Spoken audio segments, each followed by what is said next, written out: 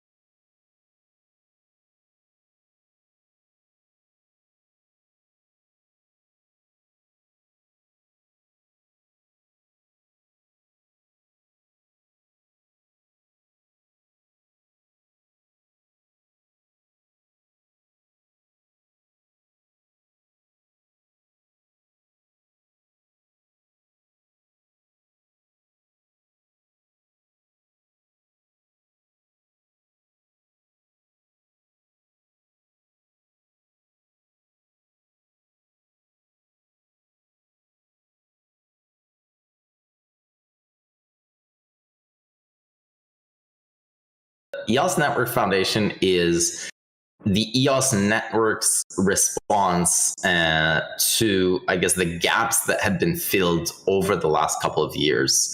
It's the result of 4 years of experimentation that essentially led to EOS's version of what a foundation looks like and how accountable it can be, and all the processes and the framework around that. So when we look at other ecosystems, they typically launch with a foundation. They're appointed when the network goes live. EOS didn't have that. EOS didn't go that route. And so EOS kind of went the other route, where for 4 years, it didn't have a foundation. It was incredibly decentralized, and it determined that it needed a little bit of efficiency in it in order to move things faster along and more efficiently along. Yeah. And the EOS Network Foundation is responsible for enabling developers, businesses, and individuals to build on EOS, and which culminated to that creation last year. And as you said, things were not happening as fast as they probably should. So a lot of the people in the community started to feel that nothing is happening on EOS. EOS is dying. There's no applications being built. There's a few upgrades. Those applications that exist are declining in users. And then the efficiency of the network could support a lot of things, and we have started to see that now that the Network Foundation has gotten started, and there's a few things happening since then. What do you think was the reason that we were so slow for, I think it was a year, when it just declined, and then now it's really on an upswing? I think part of the problem is that EOS didn't launch with a comprehensive framework around funding is a big component of that.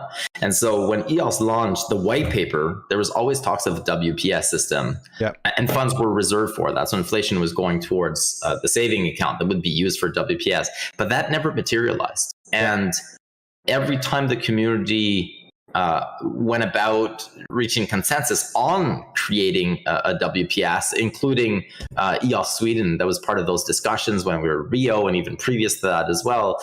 Every time that happened, there was always external forces that prevented that from coming about, essentially squashing any kind of momentum that the community had. And so kind of leaving the network in a position where the only way to access funding was to become a block producer.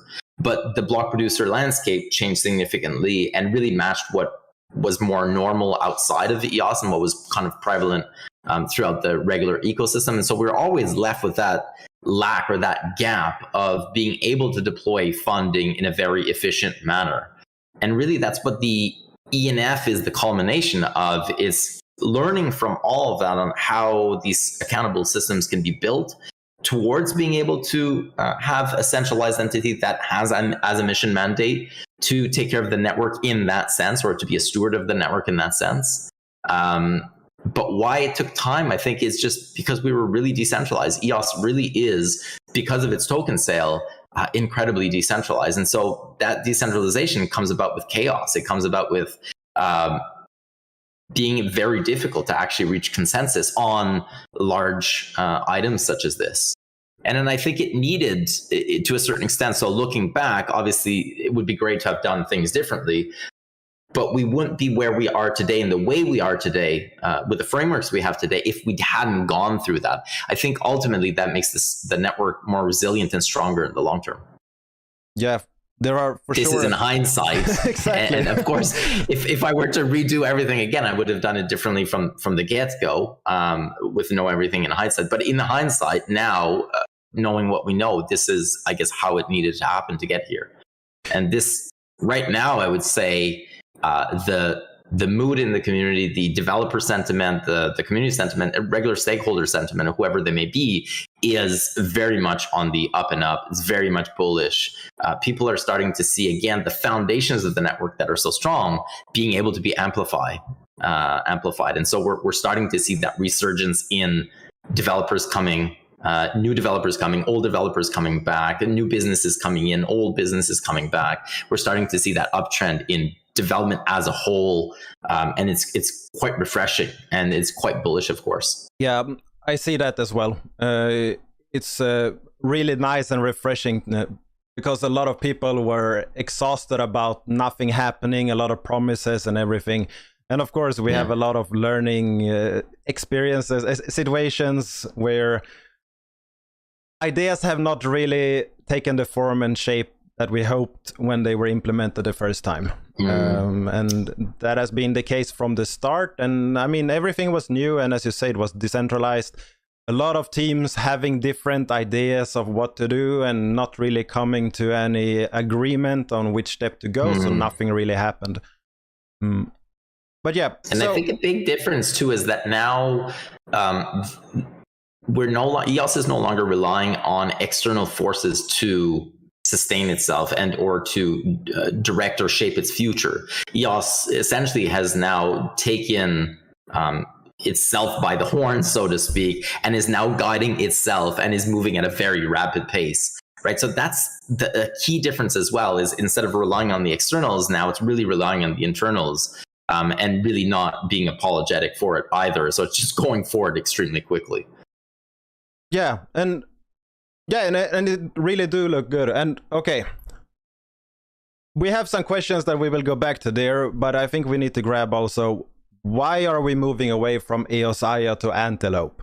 I think that's a big topic. Why the new branding? Why no Block 1 and so forth? Well, I think so. The legacy branding was associated to less than favorable adjectives that I can name.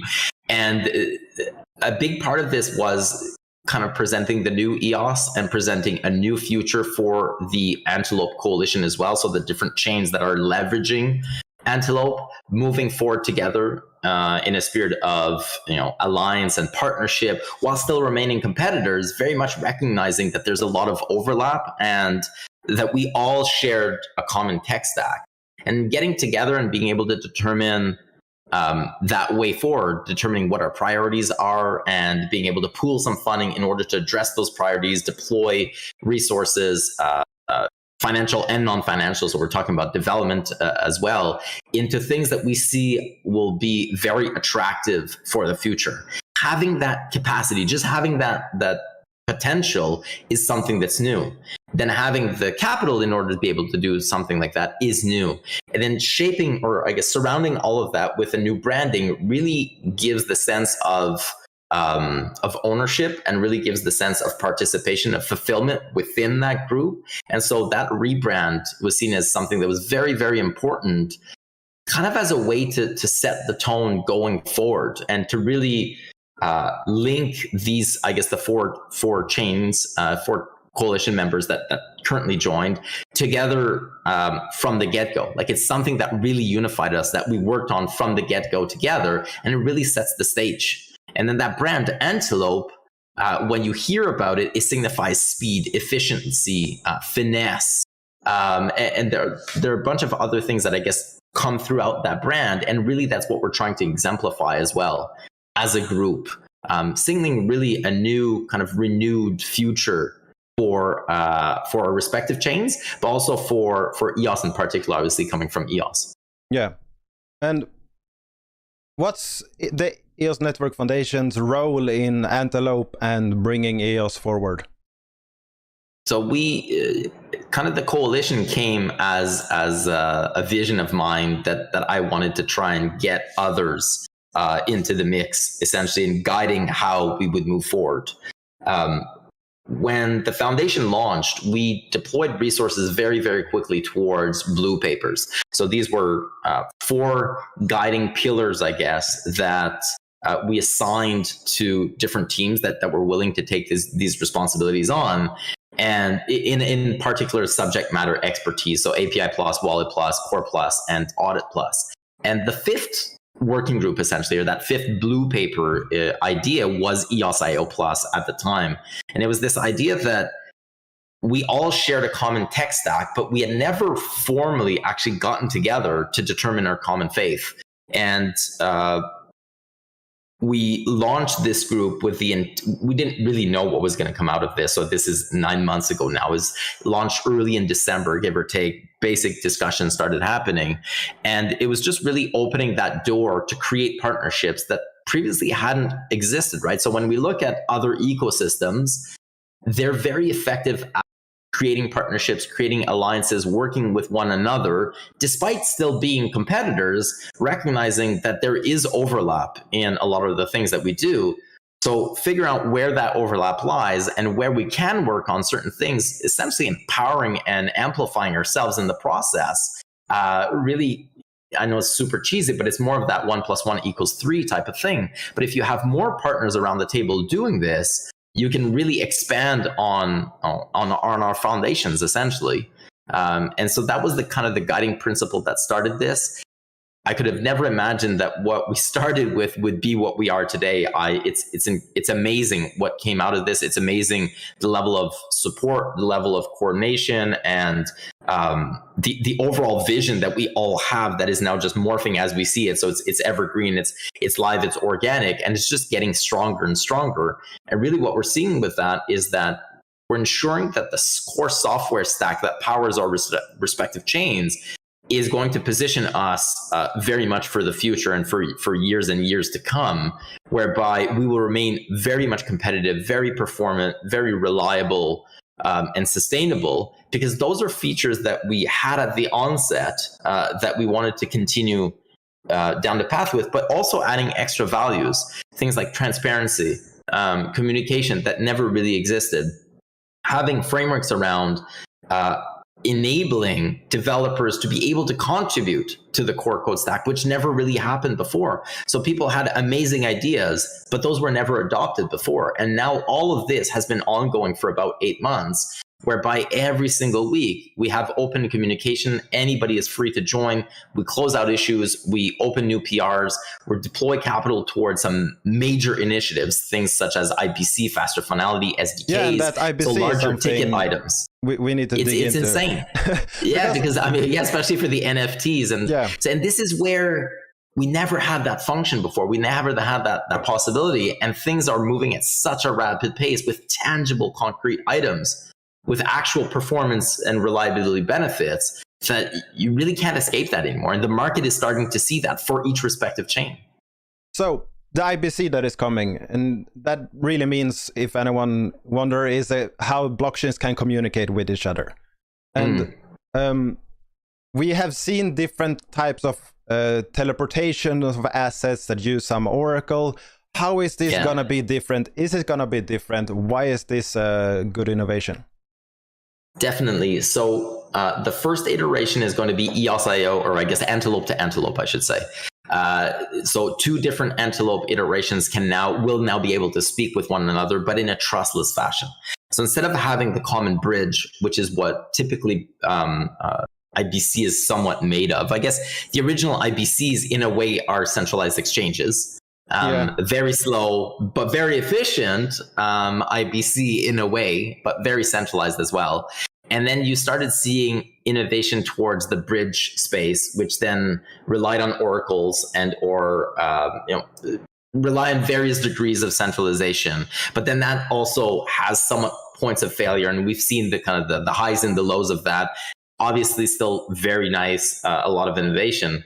But this IBC iteration is completely trustless. And so there's no bridge in between. There's no oracle that is needed. It really is trustless. And as far as I know, it's the first trustless IBC between Antelope chains, but it's also, if not the first, one of the first IBCs in that sense, completely trustless in the whole blockchain space. And really what that will enable is the communication between chains without the need of a third party. And so you mentioned oracles, for example, those typically end up being points of failure. And so we've seen multiple times hacks and over the years. And a lot of the times the bridge itself is safe, but the oracle is what's being targeted. And then once the oracle is targeted, that opens up a vulnerability, which then enables the bridge to be essentially exploited. So the bridge itself is maybe good, but the point of failure is elsewhere. And so with trustless IBC, the idea is that you remove those vulnerabilities.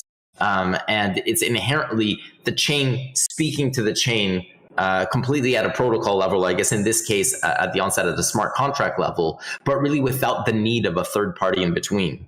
And when you pair that with faster finality, that means that you can now communicate between chains so quickly and effectively. The idea is faster finality will bring about between 2 to 6 second lib, last live reversible block. So you'd effectively be able to transact between chains in real time for the end user. And so you'd be able to move your assets, you'd be able to move your NFTs, you'd be able to play a game on one, but actually have the assets live on another. You'd be able to, and this is what we're starting to see now, that talks of a game, especially in Wax, because they have a lot of transactional volume. EOS had that as well, where you could put some logic on one chain, another logic on another chain. You'd be able to start optimizing your RAM, resources. So all of that being abstracted away from the end user, where all they see is a trustless, somewhat smooth interaction with whatever application they're interacting with, all in real time, whereas the back end is extremely complex, but all of that is abstracted away from them. So that enables horizontal scaling where we can reach so much more.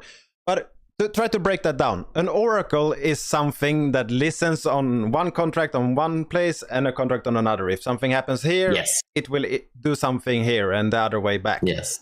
How can these chains talk to each other without someone telling them what to do? So the technical details, I'm not the best person to answer that to you. So you need to get the UX guys on because they're the ones who developed it.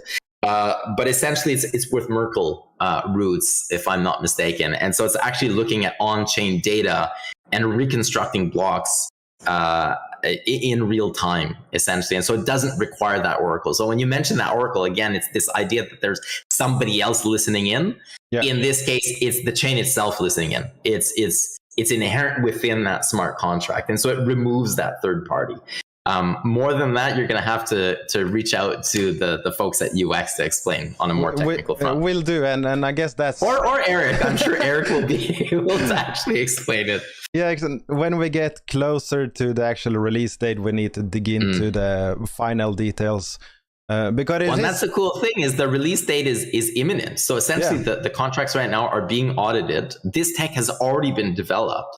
So that's why we're so bullish on this as well. We're not saying IBC is coming in, it's coming soon or it's coming in 2 years or whatever. IBC was already done. The contracts were already finished. Now they're being audited. They should be out on the respective test nets of different chains within 3 weeks, 3 to 4 weeks, give or take, depending on how long the audit lasts. Which is an independent audit found. And then subsequently they'll be deployed, they'll be tested for typically 3 to 4 weeks, depending on again, this is not at the protocol level, smart contract level, so it's a little bit easier, let's say, to test. It's not the same as deploying something at the protocol level. So the estimate is that roughly in 2 months, or a little bit less than 2 months now, we would have IBC between chains live. Now you don't have faster finality yet, and so you're able to do this communication, but you're still within the parameters of give or take 3-minute lib. Yeah. And so now you replicate that on both sides. So you've got between, let's say, 4 to 6 minutes to wait, and so the current functionality will be limited in the sense that you will have to wait, which is still incredibly fast and still really good. When that faster finality comes about within the next 9 months or so is when you're going to start seeing the power of what you mentioned, horizontal scaling, whereby one chain itself is limited to roughly 10,000 transactions per second. We've seen up to 17,000 transactions per second. In real, though, we've seen constantly 4,000, 5,000 type of thing. Well, now you'd be able to just scale horizontally. And that's where we'll start seeing innovation, whereby how do you actually architect your products and your applications to be able to benefit from that? So you no longer need, let's say, unlimited scalability within one chain. You can now parallelize horizontally. Same thing with CPUs, or I guess with core CPUs. Right now, we have the majority of it being built on your main CPU, on core 0, essentially. Yeah. And we have some functions that are parallel. Well, over time, we add a little bit more. Well, now it'll just be able to do the same thing, but chain level wise, right? And for things like RAM limitations, which is a really big one, which are inherent hardware limitations to a certain extent. If you want that speed, then you're stuck in a particular architecture, etc. Well, that will just enable horizontal as well. And that's really interesting, really bullish for RAM, because that's where you get to see account creation that'll be able to be in the hundreds of millions. Whereas right now, that is a limitation. I think Wax EOS has 4 million. Wax Wax is getting up there. It's got, I think it's around 96, 98 gigs of RAM used. Maybe a little bit higher now. I think it's a little bit higher.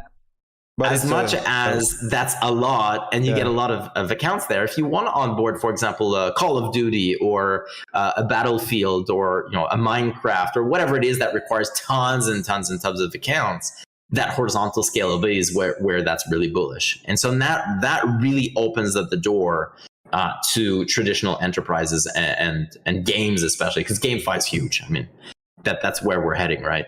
And okay, so when we have horizontal scaled chains, we will have this situation where there are a lot of dilemmas to solve to make this as smooth as possible for the end user. Who is going to run nodes for the side chains? Who is going to run the account process? Can one account be created only on the main chain, that name, or can I own Anju, which is my account on Wax? Can I own that on the side chain and the second side chain? And what happens if a contract is up? And there's a lot of issues to solve. There's a lot of issues to solve. I guess why this is so bullish, though, is that the way that we formed the coalition and the way that we're now interacting with developers in the community is very different than it was in the past, whereby community members such as yourselves, such as other VPs or other developers, are present in these talks. And so you mentioned something that's really important. We can have all these functions, but if there's no UX or UI to be able to enable and or leverage those functions, it's kind of useless. And that's one of the issues that we had in the past, was new functions would come about, but that was done in a void. So then after the function would be released is when finally the community could actually start building products around that. That is no longer the case. Everything is being built in the open. The people that are traditionally having a little bit more focus on the UI, UX side of things are part of that. So by the time the function comes about, documentation and the UI, UX side of things is already either being built or also going to be deployed in tandem. And so you reduce that lag as well between function and usage. And ideally, you reduce it completely so that when function comes about, reference usage is also implemented at the onset. That doesn't mean that what we're working on, though, is not incredibly complex. Exactly. I mean, we're pioneering a lot of this stuff. Nobody else has done this, right? And that's where inherently I think it will set EOS as one of the, again, back in the contender list and being very favorable. Is this is happening? This is not theoretical. These are not wishful words. This is currently happening. It's been happening for 8 months, and we're starting to see the fruits of that labor. Yeah, and I guess the first step is to get this IBC working on existing chains, and then get a faster finality, and then start to scale horizontally and figure out those things as one moves forward, I guess. Because this technology will hopefully enable games and projects to have their own chains, so they have better control of resources and account creation, and they can put more things on chain without having to buy a lot of tokens or pay a lot of transaction fees and so forth. So I think that makes a lot of people happy with the knowledge that things is gonna get even better in the future. Well, that's the thing, is it's already better than it was, and it's only getting better too. And you mentioned, for example, the games being able to deploy their logic or determine, I guess, how to best now architect their game. We've seen that games have it's always the pendulum. So in the onset, games or applications would deploy all of their logic on chain. Maybe not the smartest thing, learned the hard way. Maybe that's too resource intensive. Maybe we don't need everything on chain. Yeah. So people started pulling back, and all right, now let's put less on chain. Let's put some logic on chain. I think we're going to start to see the pendulum swing again in the other direction, where, well, maybe now there's less overhead costs, so I'm able to deploy these extra functions on chain because there is a benefit to that without going again, all the way in. But now you're able to optimize a little bit better. And one other priority that the coalition took on and essentially assigned is SDKs.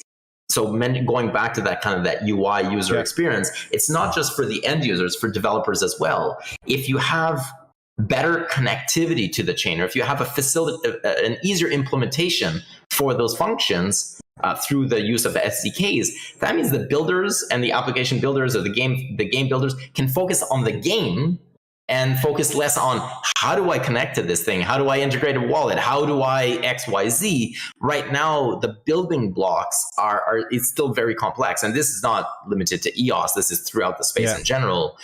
These building blocks in traditional Web 2 are well established. So a game builder builds his game on the Unreal 5 engine and just focuses on the game, doesn't need to worry about APIs, doesn't need to worry about a lot of the texturization and stuff. All of that's already been built already for them. We're moving in that direction too, where here's all the framework, here are all the building blocks. You can focus on what you're building in and just connect here. And that part is much, much, much better. So we're already starting to see that come about. We're starting an acceleration of that as well. And so it's one of those things where you'll start very rapidly to see an increase in applications being deployed and users being able to come in. And you're going to hit a tipping point at some point where so many people are coming in and so many applications are being deployed, because it becomes so easy, it kind of starts feeding off of itself. As more people are coming in, more people are building blocks, more people are accessing funding, more people are now coming in again. And so it creates that very, that incentive wheel, or that incentive mechanism that just automates over time. And we're already starting to see that. Yeah. And this is all very exciting. I mean, a lot of people will be highly excited that they have this ability coming in the future. I already see some discussion and excitement about it in the chat right now, so that's cool. And so if we have this IBC, I have a game on, I have let's say Atomic Assets. That's a good thing. It exists on both EOS and Wax. And when they deployed it on EOS, they had the idea that you should be able to transfer NFTs in the future. So they have different base numbers for NFT assets and things. And if I want to move something from one chain to another, is Atomic Assets gonna have to adapt their contract for that to work as well on both blockchains? Or for me as a user, will it just work automatically as an end user? Atomic Assets may have to do some work. I'm not too sure. You as a user, ideally though, the future in which we're moving in is that you as a user, all of that should be abstracted away from you. Now, obviously you need a UI that'll be able to facilitate that process, right? So that and I guess Atomic Assets right now, if I just look at the UI, you have to toggle between EOS and Wax, for example. Yeah. And so maybe their UI, maybe their user experience for you will change in order to facilitate this new function. So I'd imagine that there is some level of work that is required on their end. But ultimately, this should be done in a way that it limits or really greatly reduces the amount of work that people need to do, especially if, like what you mentioned, they've already thought about a future where these functions would be present. You'd have to ask Atomic Assets, and I'm actually speaking with them Friday, you'd have to ask them more so what is required and what will be done on their end. But I think this is something whereby, you mentioned Atomic Assets, they'd be very, very excited and interested in making those changes as quickly as possible, because it essentially links the two communities that they have that they're managing to a certain extent. It links them as one. And so then everything becomes much easier because you're working on one instead of working on multiple. And this is the future that we're seeing, is a lot of interconnectivity between chains. So this idea that as an application builder, you'll likely be deploying on multiple chains all at once, because these chains will all communicate with one another. So again, it goes back to, you'll be able to focus on your user experience and just offering that and just connecting to everything in the background, instead of having essentially to do one implementation for each or one deployment for each. You now link all of those together. Again, this is not really novel as an idea. Web 2 has been doing this forever, but the base block structures just weren't in blockchain yet. And that's why it's so exciting, is those things are actually being worked on, and they're coming. And one thing that, if I transfer tokens from one blockchain to another, I will have to have some kind of resources on that blockchain, on Antelope, RAM in this case, for that token to arrive, or NFT to be created on that blockchain as it's moved and things like that.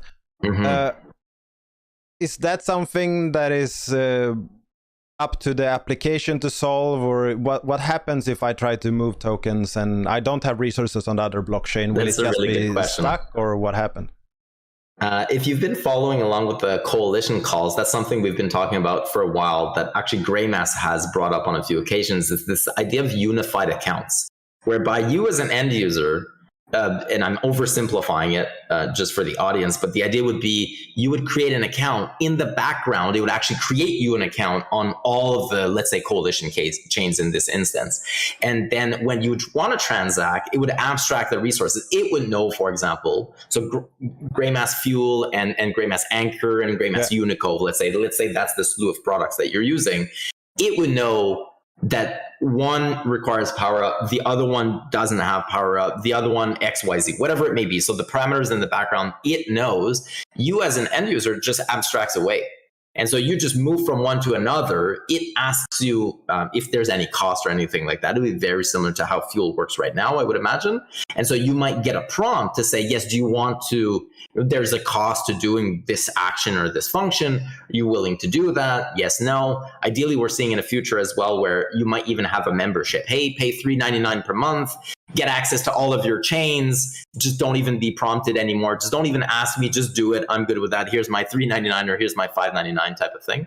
But I think that would be done at the authentication level, at the wallet level, and or at the essentially the portal level. And this is what that enables as well, right? So previously, ideas like that were nice, but a lot of the underlying tech wasn't present. With IBC, that means that teams like Greymass will be able to focus on that side of things, again, abstracting that away from users. So ideally, the application doesn't need to do that. The SDKs will be built around that, and then the wallets or I guess portals will be the ones that are kind of bearing this load to a certain extent. But ideally, all of that is abstracted in an SDK. So even if you wanted to create your own portal now, you just plug into something. So again, you're leveraging that building block. You're not having to redo. Historically, what we've seen on Wax, on EOS, on the other chains, if you want to connect to Scatter, it's different than if you want to connect to Anchor, it's different. So you need to do an implementation for each. The SDKs will be abstracting that. Here's an SDK. I'm oversimplifying it, but double click, install, everything's good. And now, you can focus on your product, less so focusing on the connection. And that's really what API Plus, Wallet Plus were designed to address in terms of initiatives and priorities. NPM install Antelope login, and now it works on your website. Exactly, and that's it, right? Yeah. But okay, that's the idea. Is like, here's the documentation, here's what it's doing in the background, but you don't have to run everything yourself. Everything's open, everything's transparent, everything is open source, so people can see the source code. but then you don't have to focus on, and everything's audited as well, which is great, but you don't have to focus on that part anymore. You can focus on something else, which just means ultimately a better user experience for your end user, because now you can focus on that. Yeah. And as they say in the chat right now, include null, UAL is a bad package. So yeah, that's what we have right now. No comment. Yeah. Yes, but but that's exactly it, right? Those are the type of things where in the past, those were built in, I shouldn't say in secrecy, but they were built alone. They were built in a corner, and they didn't really involve the people actually leveraging the product. Nope. Like the people building on this chain, the people actually connecting to this chain, the operators of the network, the builders on the network, the applications, they were never involved in those discussions when those particular tools were being built. This has completely changed in the last year. And so it's not to say that there's still no gap in between, and then there's still perhaps a delay between function and usability, but that gap has already been greatly reduced. And where we're moving is that gap essentially will be at some point just no longer existent. You'll be able to actually have the usability alongside the function immediately. Yeah, so essentially what this will do for users is to break it down into something that we can grasp, is that we have one username, and in the background we have more usernames, one on each blockchain, and we can interact with the main username, and the back end can solve everything else for you if you want. Kind of what FIO wants to do for all blockchains, where they have this FIO address where you can send Bitcoin, Wax, EOS, and so forth. So the same idea, but bigger, where you can use it to interact with the blockchain in a bigger way and play the games and have your NFTs and do the DeFi and everything like that. I believe it's slightly different, and I'm not very knowledgeable on FIO. I think for them it's more of an address book that links to everything. So this will actually be, your name will be the same on each chain, and then they will be linked together. So it's less so of an address book. But ultimately, I guess in the end, the user experience would be very similar, where you don't need to connect independently. What we've been talking about is actually that when you create an account, especially if let's say we secure the premium name on each chain. So let's say we secure Anders. That's terrible, because then it would leave your name short in the beginning. But let's say we secure .Anders. You would then be able to create Eve.Anders, and it would actually create Eve.Anders everywhere. Yeah. And so your account actually is the same. It's not just an address book. But that would be from that time forward. Correct, in some way. Yes. And also you're right, linking previously, that could already be done right now. So if we're using Anchor as an example, you already have your private keys in there. The accounts are already in there.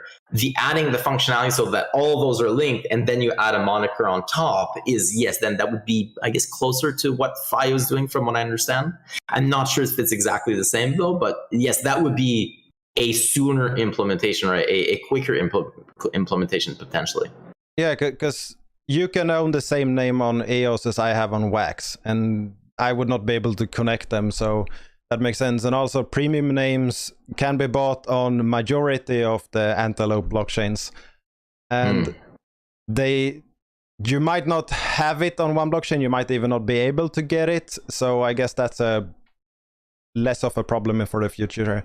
I guess you can solve it in many ways. This is where something like Greymass or Anchor would buy. I think right now they have .gm, so they would buy a premium name, and then when you do account creation with them, perhaps they add the whatever you buy, Anders.gm, and actually buys it everywhere. But then you don't want to use Anders.gm. You want to use your any observation handle. And so what you see is any observation. What you interact with is any observation. In the background, it's actually Anders.gm everywhere, because they've secured that for you. Because they reserved, let's say, a premium name. So they have the rights to be able to create all of those accounts. And we're already seeing the beginnings of that, but I think we're going to see that accelerate with IBC. And the great thing, again, is that in this example, Greymass has been working with the UX team. They're part of the coalition calls. And so it's not hey, this is going to come out and then we'll let you know what we're building. We're letting you know what we're building and how it's built before it comes out, so that you can adapt and be ready when it comes out. Yeah, I think this is great. It will be really good moving forward, making things easier for all the future users. And for bigger teams like the Wax team, they have the .wam to create all the Cloud Wallet accounts on Wax. That could easily be managed if they had the .wam account on the other blockchains. And that could be done after the case and not only moving forward, if they have that account. Yes. And what's really great about this too is that an application likely will no longer have to necessarily choose where they want to deploy. So instead of saying, I want to deploy on Wax or on Telos or on EOS, it would be, well, I'm just going to deploy on all of them because it's the same smart contract. The backend logic is the same. Antelope is the same. And so here you go. I'm just deploying everywhere. The UI is now connecting to everything everywhere. All the wallets are now interconnected. The chains are interconnected.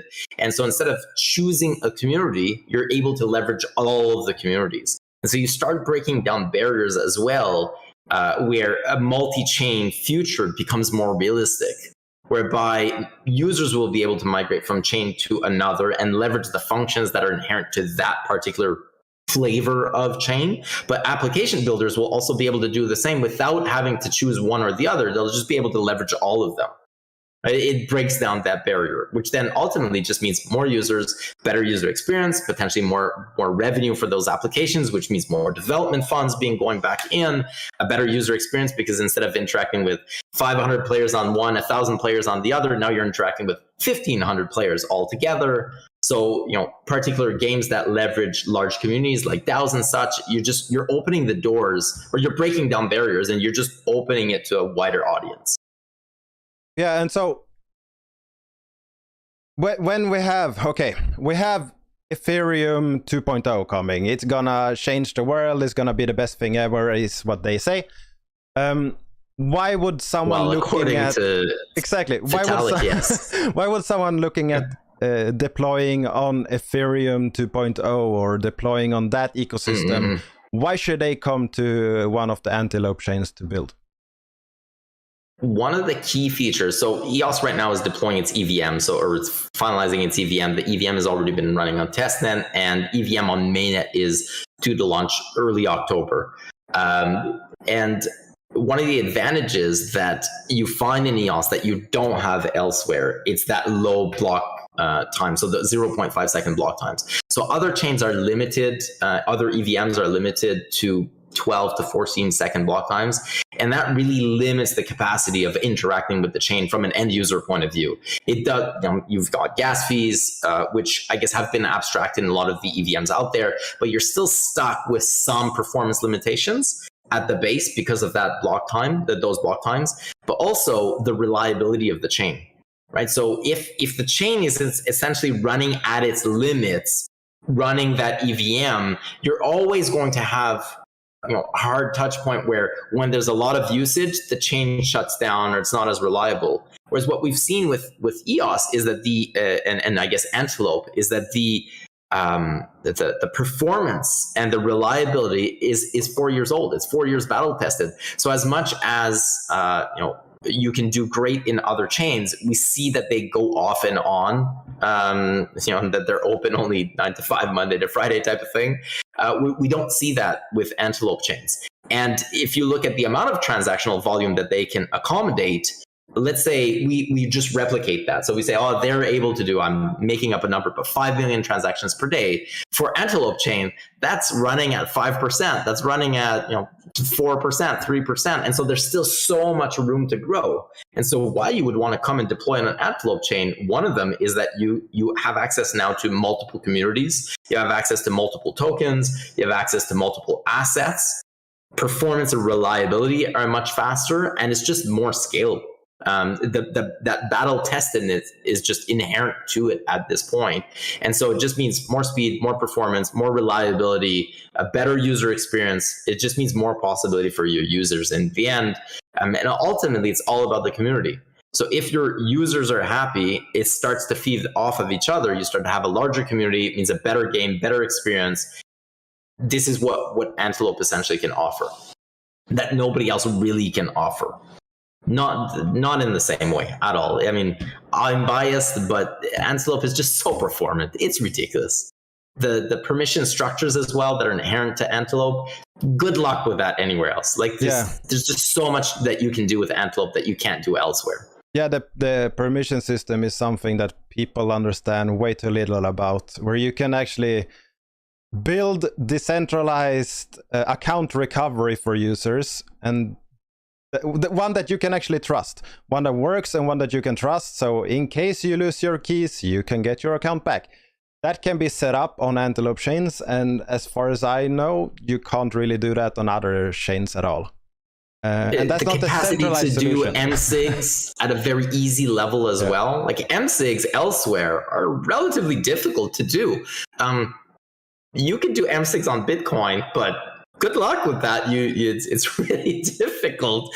Ethereum as well. They've got what's the name? Is it Gnosis? There's something that makes it a little bit easier, but still kind of a third party, still difficult. All of that's embedded in EOS, I guess in Antelope. And EOS has all of those toolings as well, alongside being able to, like you said, the permission sets, but the upgradability. So that's another inherent feature as to why people would want to come over from Ethereum, is the fact that we can upgrade literally with like a double click of a button, essentially, is that the chain in its current state and the protocol in its current state, the smart contracts in their current state, they can be upgraded without requiring a fork or without having to wait 3 years. EOS chains, or I guess Antelope chains, have upgraded multiple times over without having any user issues on the other end. So the user wakes up and essentially they're running on a new product and they didn't have to do anything. So the operators are the one doing the work, but the users themselves, all of that is abstracted away from them, which also positions Antelope chains for the future, whereby if you're running on EOS, you will inherently get the latest functions and the more performance more reliably without having to do anything. And if I want to play a bad actor here, so I know that there has been arguments that since contract can be updated, they are not to be trusted. What's the take on that?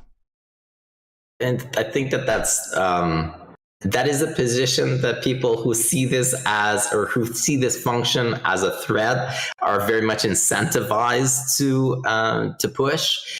The idea is that, I guess the narrative that they're using is that these contracts aren't immutable, or that these chains aren't immutable. And that's complete bullshit. The blockchain doesn't forget. So yes, you can upgrade things in the future, does not mean that you delete what happened in the past. Two completely separate things. This function of being able to upgrade should be embraced. This is a benefit. This is a huge benefit.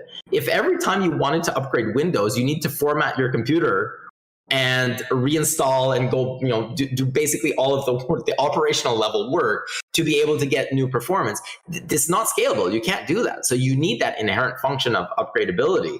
It also offers protection, like you mentioned. When there's a bug that is found, it enables this function, this feature of being able to address that before potentially something happens. And so you've got white hat programs. We've got on EOS now Recovery Plus that is being paired with a lot of our initiatives. We're embracing that future whereby with a defined framework around this, when would you leverage that function? But that function should be embraced. This idea that you can fix bugs and that when you do find them, you should fix them and that you should offer your end users a better experience should be embraced. But I can also see why that's a threat, because if you don't have that function, you are kind of running a dinosaur. And so you're incentivized to actually say that that is negative. Yeah, and we kind of recently had an issue with that on OpenSea when they wanted to upgrade their market contract and people had to relist their assets. They got a phishing email and they lost a lot of their NFTs for a lot of money. And on an Antelope chain, they would just upgrade their market contract. And then you can go in and see, hey, how have they set up the security for this contract? What can they do as one person or as a team? And how is the MSIG to recover this contract in case something goes south? We have seen some bad examples there. If you look at I guess the market out there and the users out there, a huge barrier to entry into this space right now are the hacks, are kind of this the fact that it is still so nascent and that there's still a lot of exploits happening, that is a huge barrier to entry. So if you focus on the current users in blockchain and you just look at what their mindset might be, you might see that as a limitation or as something that's negative. But if the idea is there's a lot of Web 2 users out there, way more, the pie is massive, massive, massive, and you're potentially creating a barrier for those users to come in, that's what we're focusing on right now, removing those barriers so that traditional users can come and embrace the technology and embrace what it has to offer with the inherent properties of the blockchain. Now, instead of looking at your playing in your own sandbox and really playing in your echo chamber of again going back to this, well, this permission set or this function maybe is inherently negative and whatnot. If you look at it from this is a function, this is a feature that in the Web 2 space has been, is a hallmark of how things should interact. And that is the market share that we should be after. This is what we've been focused on. It's not necessarily to play in our own sandbox. It's to grow the pie so that many new people come in and their user experience and their first touch point is a pleasant one. It's not a negative one. Like you mentioned with hacks and OpenSea and whatnot. That is not scalable. You ultimately are playing to a very small choir, and the market out there is way big. I mean, we're what, like 0.001%? I don't know what it's tiny. The market share out there is massive, and that's who we should be appealing to if we want more users, more applications, a better user experience, essentially more capital coming in, more businesses being able to deploy. That's who the target audience is. Yeah. For sure. And okay, since a lot of the topics I cover, the people I interview are involved on Wax. One major thing that differs Wax from EOS or EOS from Wax is that you have a transaction fee instead of stake resource to gain transactions. And for someone that don't know what that means or how it works, why is that change implemented and how does that affect users if they want to do DeFi? Is it expensive to go and do things on EOS or what's up there? So realistically, the cost is abstracted. So think of it like a gas fee. It really is kind of like a gas fee. So in EOS, it's called the power up model. And that came about when the chain was being bombarded with transactions. And we saw that the resource model that Wax currently still is running on had its limitations because the resources are being earmarked for the future. If you have a certain amount of tokens, you're earmarking the equivalent amount of resources. What happens in a time of high usage is that those resources effectively are not available to the network. And so you have use cases, you have people wanting to use the network. There are resources free that essentially the infrastructure, the hardware powering it is not running at full speed, or it's not essentially giving out the resources because it's earmarking them for potential use, but that potential use doesn't necessarily come. So we saw that in EOS, we were running around 120, 124, I think, million transactions per day at a peak, but the network could do more. It could handle it. The infrastructure could actually handle it, but those resources were being earmarked, so they weren't being accessed. So we moved over to a power-up model where it's kind of like a gas fee. The difference, though, is that transactions on EOS are still so cheap, and the function of being able to abstract that away to users is now pretty much embedded in the system, whereby the end user still doesn't see any difference. It's actually made the end user experience easier because now you don't need to stake CPU, or you don't need to stake EOS to CPU or net. That is now removed. That's no longer a function. And so you can just use your account. And services like Fuel, like EOS Power Up, there are a bunch of services now that are embedded within the applications. Upland leverages this, Wombat leverages this, where the user just uses the chain, doesn't need to know what resources are. Yes, there is a cost in the background. Somebody's actually paying something somewhere, but the cost is so minimal that they're able to abstract that away from users. And going back to what I mentioned earlier, what we're envisioning as well is a future where if you are a power user, if you're somebody that uses the chain a lot, maybe it's as simple as having a subscription service with one of those providers whereby you pay $3.99 per month, $4.99 per month, and now you can use the chain as much as you want. And what they do is they look at, well, this user maybe doesn't use as much, this user uses way more, here's the price cost that I need to put out to cover my costs. And essentially everybody's interacting with the chain without necessarily having to do any extra additional, I guess, action. Again, it's all about abstracting that away from users. PowerUp does that very well. And it also unlocks all of the resources on chain. So it gives access to the infrastructure at a level that the previous model doesn't. That's good. And one thing that is potentially different on Wax is that the Wax team owns such a large stake on the tokens that in their cloud wallet, they can achieve the same situation for users just based on that alone. But we've seen that has limitations too, whereby Wax Cloud Wallet started as free, and then it started having costs, and then they couldn't cover resources, because ultimately you get hit by bots, or ultimately you have a game that's so successful that creates so many accounts in such a short period of time that that's no longer sustainable. So we essentially moved away from that prior to that becoming an issue in a sense. Or actually, it came out of an issue, but not the same issue, let's say, that Wax is facing right now. How has the users accepted that change? I know that when it launched, well, first it was the normal, and then you had the rec system where you staked and you got resources back from that, and then you have the power-up model. And all tools were not adapted directly to handle that. Well, Greymas was there and Anchor was adapted pretty fast to make it work and everything. How has the user accepted it since then? Are they all positive? Do you still have some negative sides of that? Has it been adapted in tools? At the onset, it was hard. And in part, it was hard because, again, that was developed in a void. So the functions, the features were developed in a void outside of the actual operators and outside of the actual builders. And so at the beginning, this was difficult because there was no tooling around it.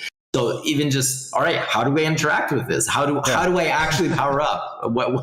And guides pointed on the whole system and things like that. Yeah, exactly.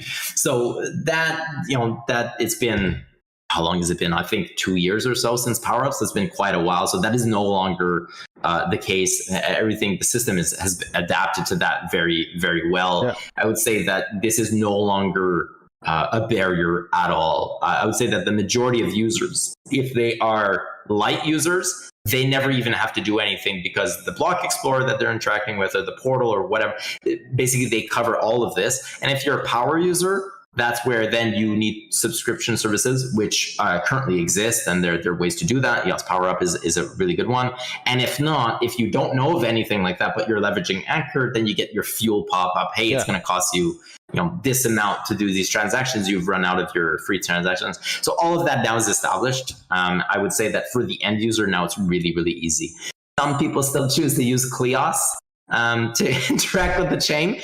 They're not leveraging the tools built for that yet. But so again, this idea is that if you want with EOS, you can still play in hardcore mode. That function still exists. You can launch your game and just put it at the hardest level as possible and maximum security and least interaction, etc.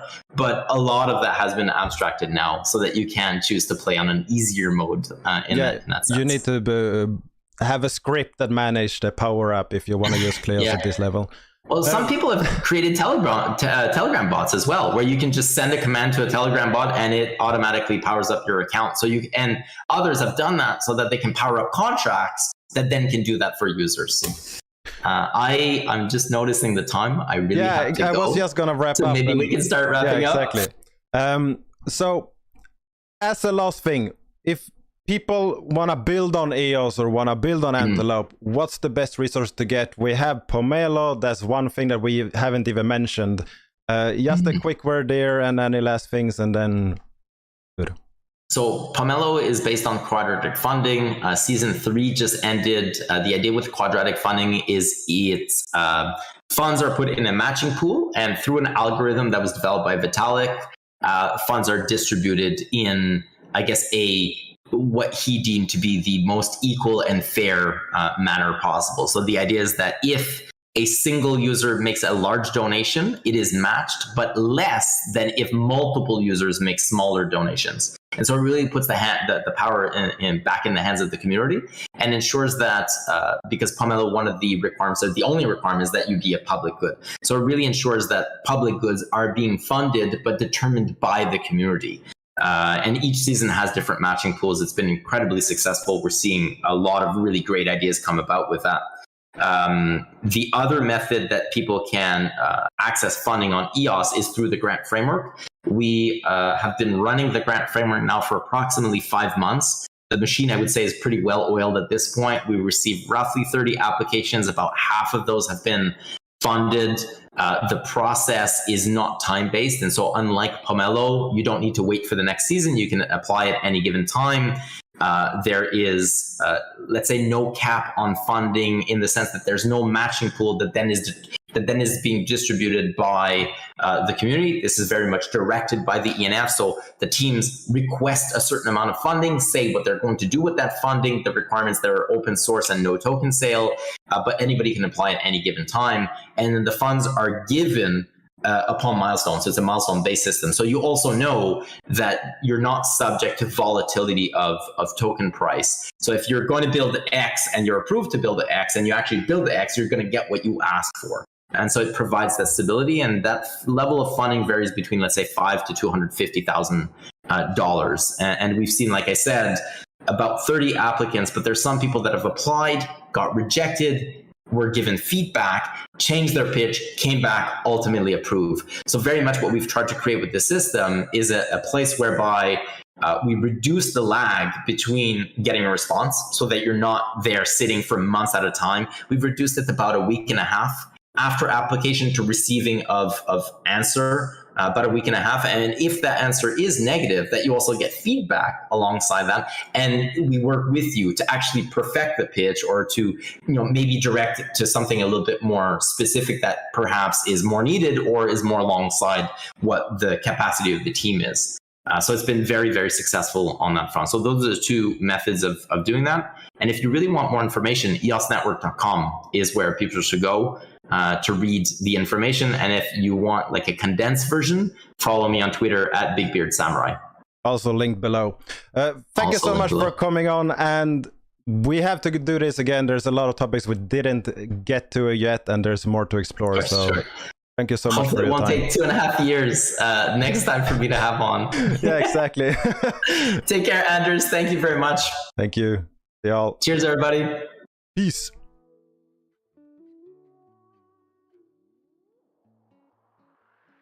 A Bitcoin bull is all I got left. Sold my clothes, gold no less. Walls are circling, hollow hands. This man's stronger than the average man. I'm not the